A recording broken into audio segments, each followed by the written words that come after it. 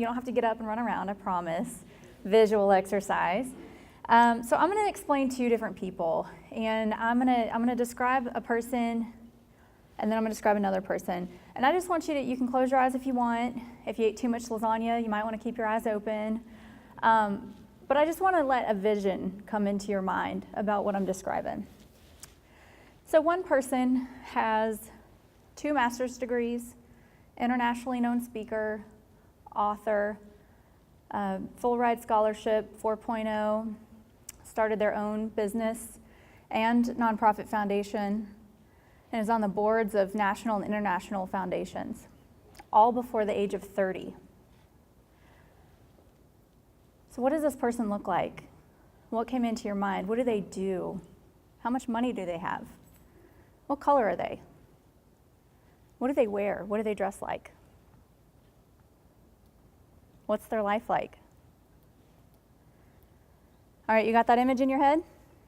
Okay. I'm going to describe another person. This other person experienced foster care, multiple suicidal experiences, multiple mental health diagnosis, addiction, severe trauma, those with PTSD and depression. What does that person look like? What do they wear? How do they dress? How much money do they have? What does their life look like? And now I actually want to ask you, when I described those two people, did the same image come up for you for both people? Anyone? No? So both of those people are actually me. And I like opening with that because addiction and mental health are not always what you think it looks like, and recovery is also not what you think it looks like. So I'm going to share some of my story tonight, and then I do want to leave a little bit of time at the end if you do have questions. So my story really starts with my mother, who started smoking pot when she was 5 years old. I think that she never really had a chance. Her older sister would smoke pot in the basement, and this was in the 70s, I suppose. And then she would make her smoke as well so that she couldn't tell on her, because then she'd get in trouble too. And for me, the story of my mother is it was frustrating for a long time, but then it also kind of made sense, because when your brain is subjected to that type of a substance that early on, it never really has a chance to fully develop or reach its full potential. And her life has impacted me so much throughout my journey. My father was a person who experienced mostly a normal family, rural, not much money. My grandfather was a farmer.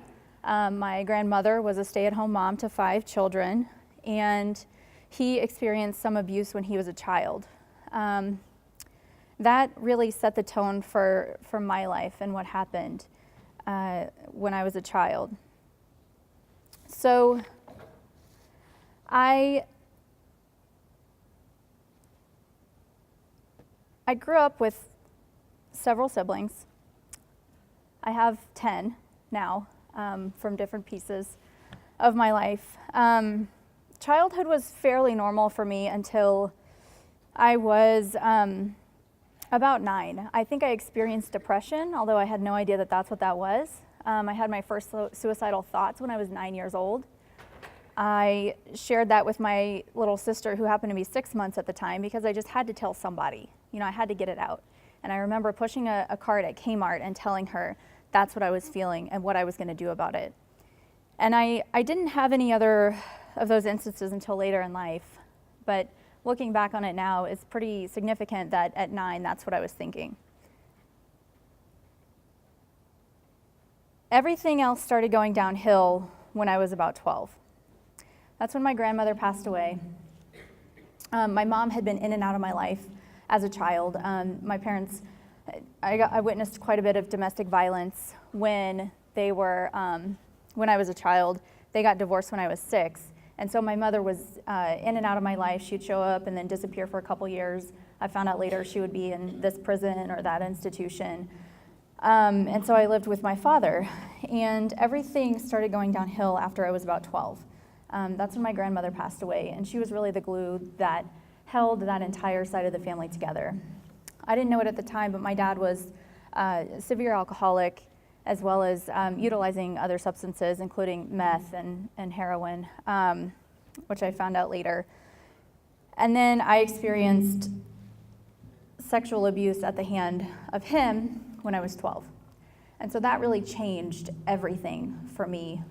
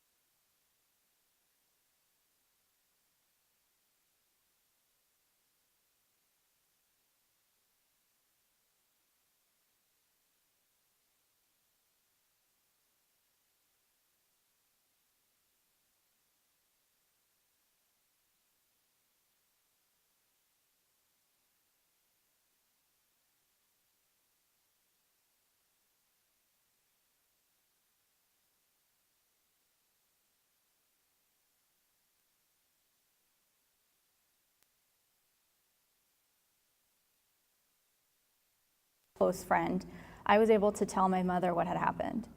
And that led to another domestic violence situation where the cops were called, and because he was trying to get us and take us from her from the weekend, and she wouldn't let us go.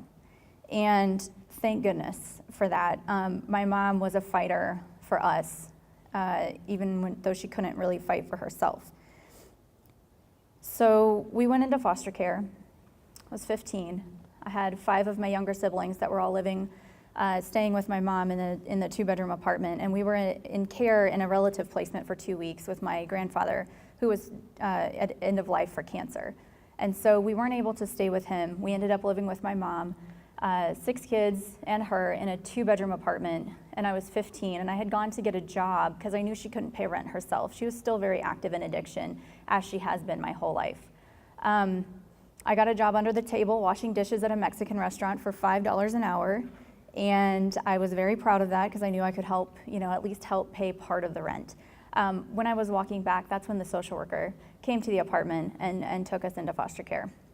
We got split 2, 2, and 2, and I was super lucky. I went to an emergency placement, and then I ended up in what I didn't know at the time would be my forever home.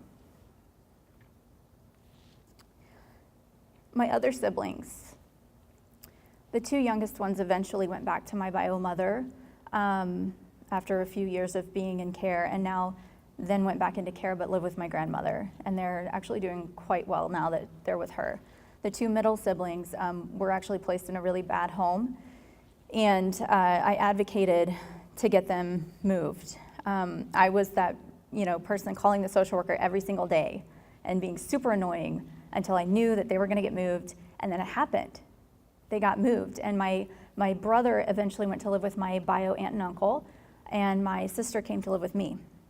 And that was the point where I learned that my voice could make a difference. If I spoke up and spoke up often enough and loudly enough, then I could make a difference in the lives of my siblings.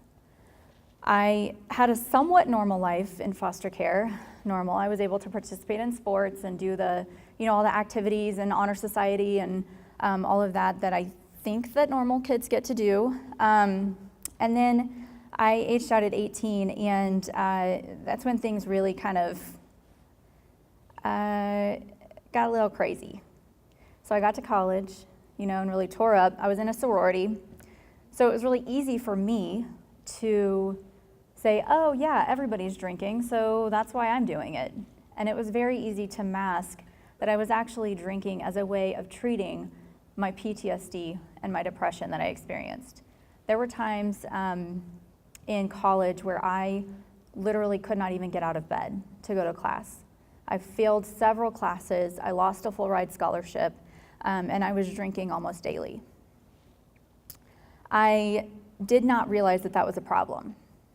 My little sister finally pointed it out, that you're doing the same things that Dad used to do. And that kind of woke me up for a second and okay, I need to get a handle on this. Didn't think I had a drinking problem, just thought I could manage it better. So I did go to mental health therapy. I avoided it at all costs until I was in college, and it got to the point where I was having so many flashbacks, depression was so bad that I couldn't do it anymore. And so I eventually was driven into therapy. I did go to therapy with lots of different therapists off and on for the last 15 years. But even while I was drinking, while I was dealing with depression, while I was dealing with PTSD, nobody knew that that's what I was going through. I still, even though my grades were slipping, I didn't really have anybody checking in on me saying, how are your grades? You failed out of 3 classes this semester. Your GPA has gone down. You are losing your scholarship if you don't get it back up.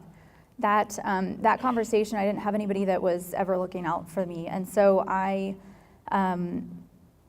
somehow graduated from college, but I kept this face on and this exterior position that I didn't want anybody to know what was going on with me, because I felt like that was weak. I felt like I had to be that face. Just like the survival mode that I went through with my siblings when we were all going through all the chaos in my home life before foster care and then entering foster care. I felt like I had to keep that strong face on. That meant that I was in pure isolation. Nobody knew what was really happening with me, and that was absolutely the worst thing I could have done for myself. I eventually graduated. I got an amazing job being a youth advocate for foster care systems. I was the first national youth consultant and the first full-time person hired as a young person with the National Resource Center for Youth Development, which was amazing. That meant I got to go around to other states and help their youth advisory boards. And through through that leadership journey, I realized that not only my voice could make a difference in my life and my siblings' life, but then when we joined together, we could make a bigger difference for everyone. And then when voices of young people across the country united, that we could actually make changes. We made policy changes. We got Medicaid extension for foster kids. We got transition plans as a legal requirement and a legal right for young people. We got sibling right bills passed through legislation that they have a right to see their siblings when they enter foster care at no fault of their own. And that's where I really learned that advocacy absolutely saved me. That support that I received from my supervisor, from my director, who were trauma-informed, they understood positive youth development. They allowed a safe space for me to share what was actually going on with me. They asked, how am I? No, how are you really doing? And they allowed me a space to share that. That's what saved my life. Meeting peers in programs, when I did internships, who also went through similar things. Those were the people that I was able to text at 2, 3, 4 o'clock in the morning when I was really struggling and I didn't know if I was gonna make it. I had suicidal thoughts again at 24 when I had this amazing job. Everything looked like it was going well. I had a family. I had had conversations with my foster parents about adoption at this point. And I still remember sitting at my desk 8 o'clock at night because work was my life, because I loved advocacy so much, and it pulled me out of so much darkness that that's all I ever did. And I left myself by the wayside for that. I remember sitting at my computer desk 8 o'clock at night thinking, I just can't do this anymore. It's too much. And I made a plan for how I was going to end all of the pain that I couldn't deal with anymore. And thank goodness that something, I don't know what it was, but something clicked inside of me and said, why are you doing this? This isn't you. This isn't what you want. There's no reason for you to be feeling this way. And I don't know what that voice inside me was, but it woke me up and made me realize I need to go get more help. Still, as a professional, was still drinking every night so that I could go to sleep at this point, drinking every day to deal with, try to numb all of the stuff that I had experienced and try to keep pushing it down. By the time I got mental health help, I didn't have another suicidal ideation until many years later. But I started opening up, and by decreasing that isolation, by talking with other people who had been through the same experience, especially young people who had aged out of foster care, and then I found that there was a whole nother movement happening in the mental health world. And there was a bunch of young people who knew that they had an option for recovery. And I had never heard that before. Even in mental health treatment, I had never heard of recovery. And I met amazing young people who I was able to open up with, truly share what was going on with me, and that killed all the isolation that I was feeling. And that is why I say advocacy saved me. Those opportunities for young people are much more than a resume builder. They can be life-saving. So my journey to recovery and my co-occurring disorders is a little bit long. Because of being the child of an alcoholic, I have lots of perfectionist tendencies. And it took me over a decade from once I realized I needed mental health help until I realized that I'm actually an alcoholic. And for me, I just kept thinking, I can do this by myself. If I just manage this, if I only drink this type of liquor when I'm feeling this way, or I know that this one makes me really mean, so I'm gonna stay away from that. Or maybe if I just don't drink when I'm feeling depressed or when I'm feeling angry, then I'm fine, and I'll just drink for fun. And none of that ever really worked, even though at the time I thought, okay, I've got it now. I would quit drinking for 30 days, I got my handle on it, and then it would just spiral again, over and over and over and over. And I know I got a full ride scholarship in academics, but apparently I'm not that smart.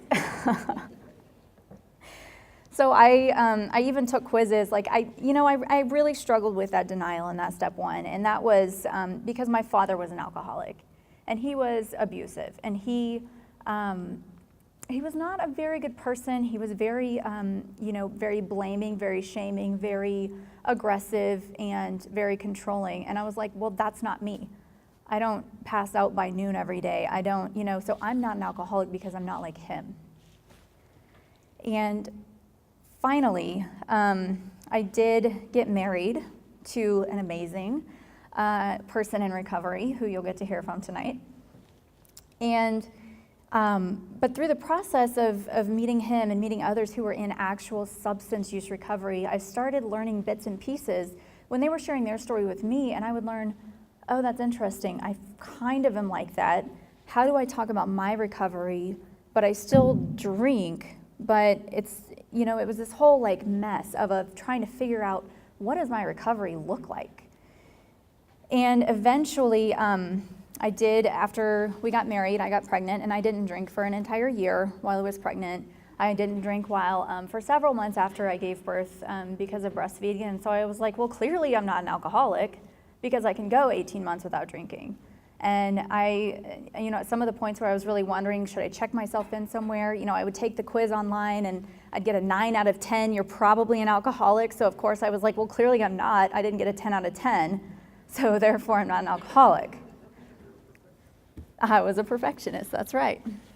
And so that really kept me from true recovery for a really long time. That awareness, I don't know why, but it was just so hard for me to grasp. I think it was because I didn't want to be like my father. And that was the hurdle that I really had to overcome to accept that it's okay, and not all alcoholics look like this, or act like this, or behave like this. And that, for me, again, back to that original message, it doesn't always look like what you think it looks like. And so, finally, after I gave birth and I breastfed for quite a while, and I started drinking again, just normal, casual, social drinking at dinner. But this time, within several months, it spiraled from drinking once to having a couple to drinking several times a week to having an entire bottle of wine by myself when I was out traveling, in hotel rooms by myself, would drink so that I could go to sleep. It hadn't gotten to this point yet, but there were several years where I would drink in the morning with my coffee before I went to work so I could deal with that stress. I would drink at lunch, I would drink at 5 o'clock because, gosh, you have to de-stress after work, and then I would drink to go to sleep. And then I would get up and do it all over again. And why that never dawned on me that I was an alcoholic, I don't know. But I finally realized that I couldn't stop by myself. And that was the biggest turning point for me in my recovery, even though I had had mental health treatment for 15 years off and on. I had had intense trauma therapy, I did EMDR, I did talk therapy, I did cognitive behavioral therapy, all of these mental health things, and I really, really worked on my mental health recovery. It wasn't until I got into substance use recovery that my mental health started getting better. That was the key for me. Getting into AA, getting into a 12-step program, actually working the steps, finding a sponsor, going to meetings, did more for me in 3 months than 15 years in therapy did. Not to say I didn't need it and I wouldn't be in a good place now because of the therapy, but it absolutely was only half of the solution. For me, getting into AA, going to that first meeting, scared as hell, walking by 4 times. I literally walked up to the building, there was an Al-Anon meeting and an AA meeting, and I could have easily copped out and went to the Al-Anon meeting because I was comfortable with that, but my feet were just like, nope, you're going to this one today. And it was a room full of men, and I thought it was a men's meeting, and I kept walking back and forth, should I go in? And finally they were like, come on in, and I sat down and I'm like, okay, I'm not gonna have anything in common with anybody, but I'm gonna listen to what they have to say. Every single person that spoke, I could relate to something that they said. And I was like, okay, fine. I guess I'm an alcoholic. So I continued to go to meetings, several. It took me a few months to find a sponsor, but working through those steps, realizing what my part was in things, was really the key for me to find true recovery. And I didn't get into recovery because I wanted to be sober. That sounds awful. That's still not something that I want. I don't want to be sober. I don't want to have to be sober. What I got into recovery for, and I'm stealing a line from my husband, when he got sober, somebody came up to him and said, are you willing to go to any lengths to have a spiritual experience? Not to stay sober, but to have a spiritual experience. And for him, he was like, yeah, that's it, I'm in. For me, not willing to go to any lengths to stay sober, but what I wanted more than anything was serenity, was peace. I could not sit with myself with everything that was going on. I couldn't sleep because of the trauma that happened to me while I was sleeping. I could not sit with myself. I hated everything that I had gone through enough that I would have to drink so that I wouldn't have to sit in it. And what recovery has given me today, I feel peace at some point every single day in my life. There were years where I didn't feel it at all. And because I was able to address my mental health, my substance use recovery, I'm able to be clear-headed, I'm able to dig down deep and really get to the real issues without having it masked, I'm able to feel peace every day. And I am willing to go to any lengths to keep that serenity. That's what I'm after. I don't care about sobriety. I care about serenity. And for me, that means that I get to be present with my daughter.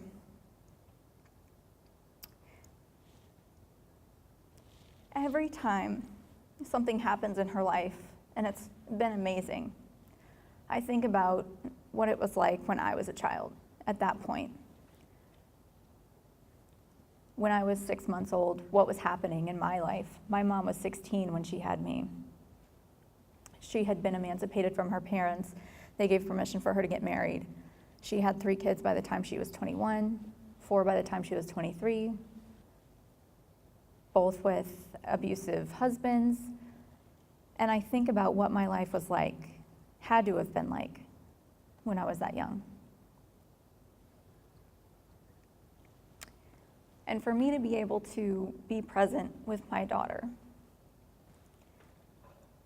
have her in a safe home that's our home that we own, and be able to be there with her and not expose her to the traumas that I went through every day, that's what is worth being sober for.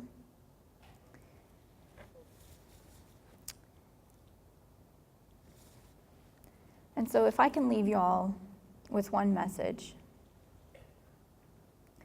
that recovery isn't what you expect always. It's not necessarily what you think it's going to be.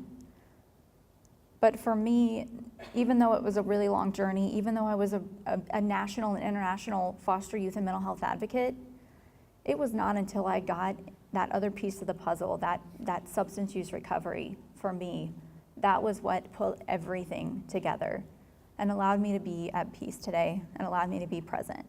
And I just want to say thank y'all so much for letting me come here. I do think I have a few minutes. I wanted to leave some time for questions if anybody does have them. But I just want to say thank you so much for letting me come share, and I hope it helps somebody today. Thanks.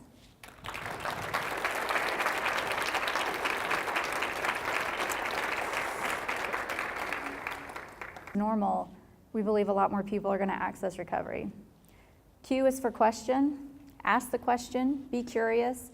Not only asking the question, is somebody considering suicide, because that's the way out, but also question, what are you doing? Are you developing enough? Are you becoming more well? You know, don't stay complacent. Question yourself as well. And then R is for recovery, because it's possible. Everybody in here, you wouldn't be here if you didn't believe it was possible, right? So we've lived through it, we know, we live it every day that it is absolutely possible. So, and that's what drives all of our Conquer programming. And we have a collective, which a couple of other members are here tonight to share their stories as well. Does anybody have any other questions? Yes, ma'am. Where'd you get your seeds? DSW in LA. Easy. Yes, ma'am. How's your relationship with your mother now? That's an awesome question. I haven't spoken with her in a few years. My relationship with both of my parents and my extended family, I grew up in Southwest Missouri in a town of 2,000 people, so not too dissimilar from where y'all live. And my relationship fluctuates based on how healthy they are and how well I am doing. So if I feel well enough to have the appropriate boundaries to manage my wellness in the face of what they're going through, then I talk to them. If they're really not doing well, then that means it's going to be worse for me, and so I tend to stay away during that time. My mother is back in active meth addiction. She served a couple of years at in prison in Missouri, and she just got out just under a year ago.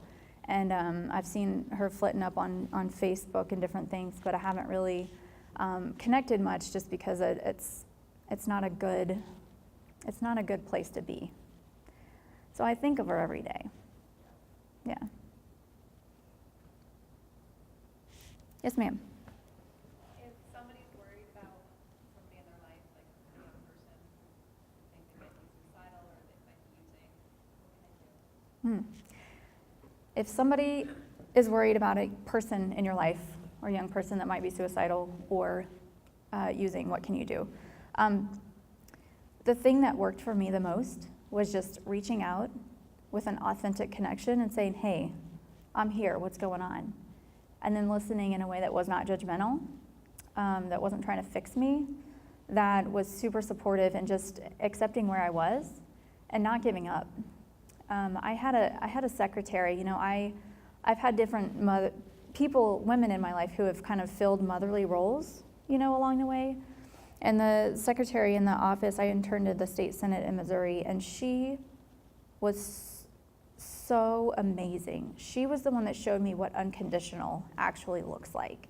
And I was going through so much. I was having severe flashbacks in the Capitol where I couldn't breathe for like an hour, and I'd go to the bathroom and hide. And I really kind of pushed her away because I was like, I don't want anybody to know what's going on. And she stayed through that whole process and did not waver.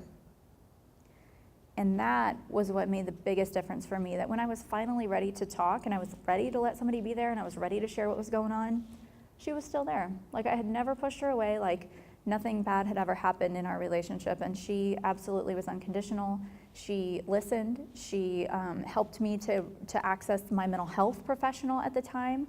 The other thing that we do a lot, I mentor and coach a lot of young people now, is to get them to the right help.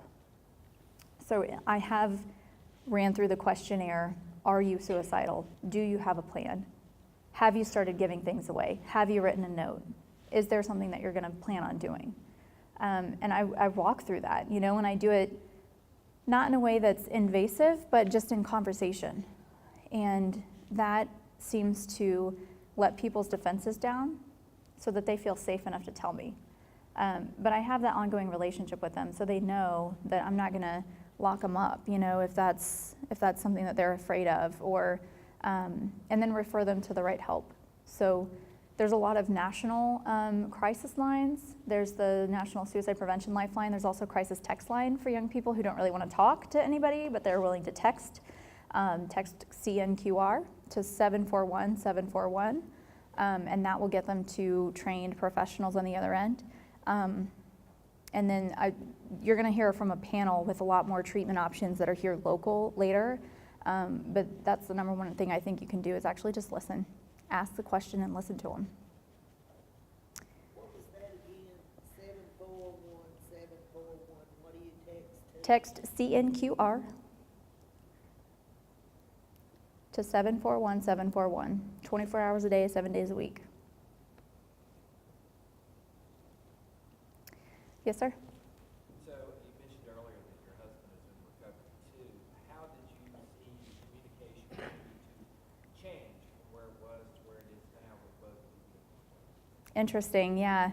I don't know if he'll share any about that, but for me, you know, I was always really respectful of his recovery, I felt, to the extent that I knew how.